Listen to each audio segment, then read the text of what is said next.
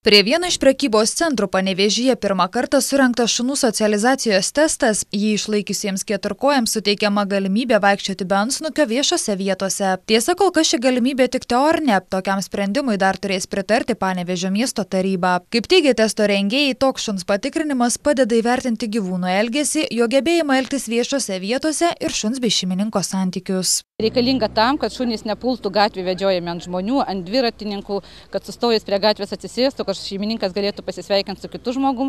Ir mes siekime to, kad kaip yra jau Vilniaus savivaldybė priimta, kad šunys, kurie išlaiko socializacijos testą, gali būti vedžiojami be antsnukių. To siūlysim miesto savivaldybė dėl to, kad tas pasitvirtina ir tas šeimininkas, kuris vedžioja šunį be antsnukio, kuris socializacijos testą praėjęs, jis už jį yra pilnai atsakingas ir žino, kad jis tikrai nieko nenuskriaus. Pagrindinis dalykas yra žinoma šuns kontaktas su šeimininku. Tai yra vienas pagrindinių dalykų.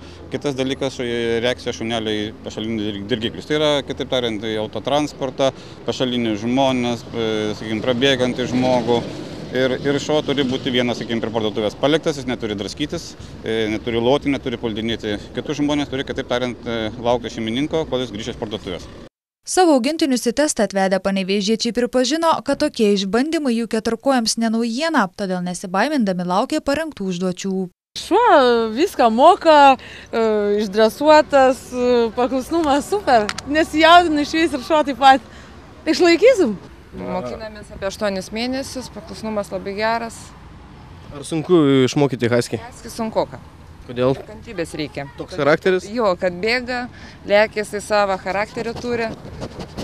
Kaip matote, ar išlaikysit testą, ar galėsit namie šunį vedžioti be antsnukio? Taip galėsim. Jau dabar vedžiojame, bet nors negalima, bet vedžiojam ir klausom. Visų šeimos narių klausom.